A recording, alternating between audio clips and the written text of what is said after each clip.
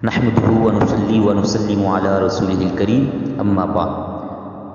السلام علیکم ورحمۃ اللہ وبرکاتہ۔ سامعین، آپ سے مخاطب ہوں محمد آصف یوسفی، اور میرا تعلق ہے دارالفتاء شعبہ کے ساتھ جامعہ یوسفیہ کے اندر، اور اس کے ساتھ ساتھ جامعہ یوسفیہ ہی میں شعبہ درس نظامی کی کتب الحمدللہ درس نظامی کے سلسلہ میں خدمت سر انجام دے رہا ہوں۔ عرصہ 8-9 سال سے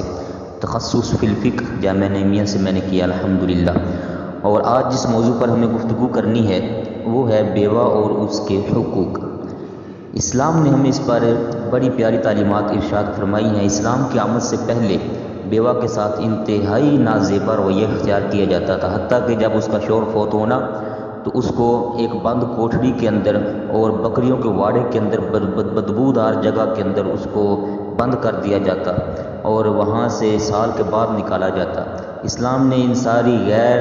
مہذب جو روایات ہیں ان کو ختم کر کے بیوہ کو حقوق عطا فرمائے۔ قرآن عظیم میں ارشاد عظیم ہوتا ہے اللہ تبارک و تعالیٰ کا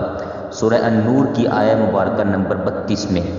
اور جس کا مطلب ہے اور تم میں سے جو مرد عورت بے نکاح ہوں ان کا نکاح کر دو۔ ایامہ یہاں ایک لفظ ہے، وانکحوا الایام منکم۔ ایامہ کا مطلب کنواری عورت جس کا نکاح نہ ہوا ہو، اسی طرح مطلقہ جس کو طلاق ہو چکی، اور اسی طرح ہی بیوہ عورتوں پر بھی اس کا اطلاق ہوتا ہے۔ ان سب کے نکاح کی ترغیب اس حکم میں موجود ہے۔ گویا شریعت اسلامیہ کا منشا یہ ہے کہ کوئی مرد و عورت بے نکاح نہ رہے تاکہ بے راہ روی اور گناہ میں پڑنے کے راستے بند ہوں۔ سیدنا حضرت ابو ہریرہ رضی اللہ تعالی عنہ فرماتے ہیں، پیارے نبی کریم صلی اللہ علیہ وآلہ وسلم کا فرمان ہے،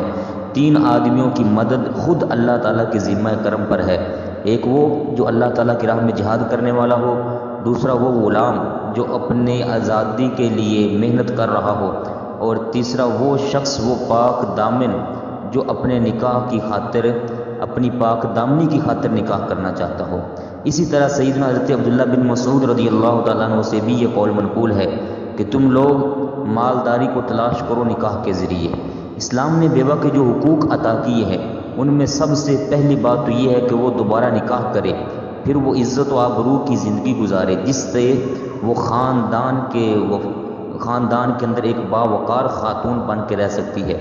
جس سے وہ خاوند کے وفات کے باعث محروم ہو گئی تھی۔ افسوس کہ مسلمانوں میں بعض ایسے خاندان بھی ہیں جو دوسرے جاہل قوموں کے زیر اثر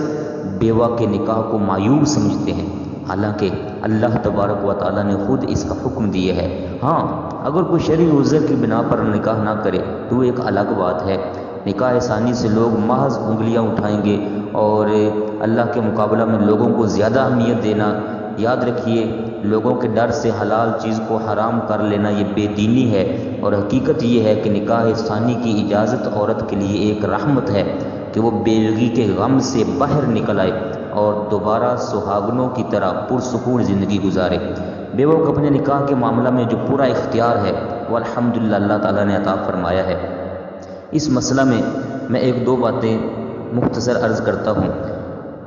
بیوہ خاتون کے ساتھ حسن سلوک اور ہمدردی کرنا، ان کے بگڑے کام بنانے کی کوشش کرنا اور ان کی عزت کرنا ہر مسلمان کے لیے اجر و ثواب ہے۔ صحیح بخاری شریف کے اندر روایت ہے، سیدنا حضرت عمر بن میمون ایک روایت بیان فرماتے ہیں کہ سیدنا حضرت عمر بن خطاب رضی اللہ تعالیٰ عنہ نے یہ فرمایا تھا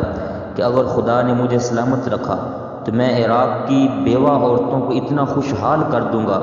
پھر وہ میرے بعد کبھی بھی کسی کی محتاج نہ ہوں گی۔ سیدنا حضرت زید بن اسلم اپنے والد گرامی سے روایت کرتے ہیں، وہ فرماتے ہیں کہ امیر المومنین سیدنا حضرت مولا علی رضی اللہ تعالیٰ عنہ سے بھی اور سیدنا حضرت عمر بن خطاب رضی اللہ تعالیٰ عنہ سے بھی یہ روایت منقول ہے کہ حضرت عمر رضی اللہ تعالیٰ عنہ ایک جوان عورت ملی، آپ سے ایک جوان عورت ملی اور کہنے لگی ہے امیر المومنین میرا شوہر مر گیا ہے، فوت ہو گیا ہے اور چھوٹے چھوٹے بچے چھوڑ گیا، خدا کی قسم ان کے پاس ایک بکری کا پایا بھی پکانے کے لیے نہیں ہے۔ یہ اس عورت نے اپنے گھر کی حالت بیان کی،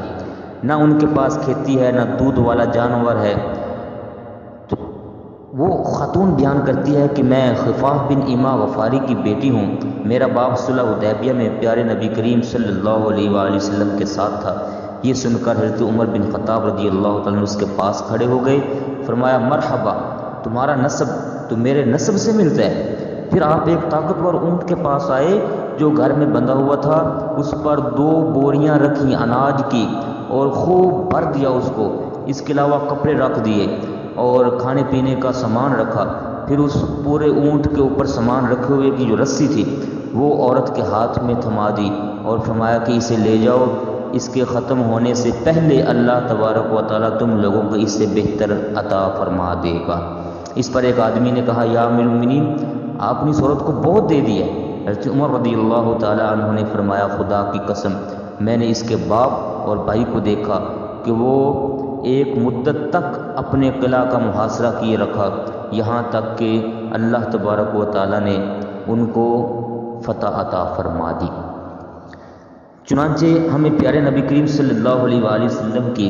پیاری تعلیمات سے یہ واضح ہوتا ہے، دیکھیے اور کریے، سیرت نبوی صلی اللہ علیہ وسلم کا مطالعہ کرنے سے معلوم ہوتا ہے کہ خود حضور اقدس صلی اللہ علیہ وآلہ وسلم اس اخلاقی وصف کے پورا کرنے میں پیش تھے۔ آپ نے 25 سال کی عمر میں ام المومنین سیدہ خدیجہ رضی اللہ تعالی عنہا جیسی 40 سالہ بیوہ عورت سے شادی کی تھی، اور پھر 25 سال تک اس طرح ان کے ساتھ شریک حیات رہے کہ اس دوران آپ نے کوئی دوسرا نکاح نہیں فرمایا۔ اور جب حضرت سیدہ خدیجہ رضی اللہ تعالی عنہا کا وصال ہوتا ہے تو آپ کے بعد دیکھیے گا حضرت سودا بنت زمعہ، حضرت حفصہ بنت عمر، حضرت زینب بنت خزیمہ، حضرت ام سلمہ بنت ابی امیہ، حضرت زینب بنت جحش، حضرت جویریہ بنت الحارث، حضرت ام حبیبہ بنت ابی سفیان، حضرت صفیہ بنت حیی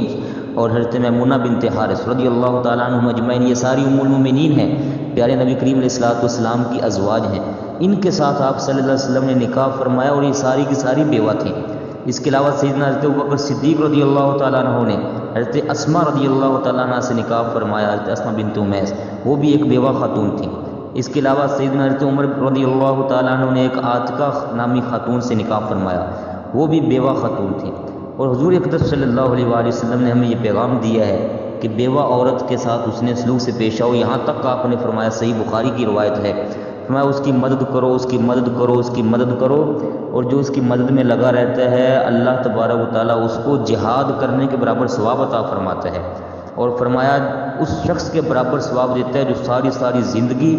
ساری رات قیام میں گزار دے اور سارا دن اللہ تبارک و تعالیٰ کے لیے روزے میں گزار دے، ساری زندگی ایسے حالت میں گزارے، اللہ تعالیٰ ان کے برابر ان کو ثواب دیتا ہے جو بیوہ خواتین کی مدد کرتے رہتے ہیں۔ ہمیں چاہیے کہ ہم بھی بیوہ خاتون کی طرف اپنی محبت کے دامن کو پھیلا کے رکھیں، ان کا خیال رکھیں۔ اللہ تبارک و تعالیٰ ہم سب کا حامی و ناصر ہو۔ والسلام علیکم ورحمۃ اللہ وبرکاتہ۔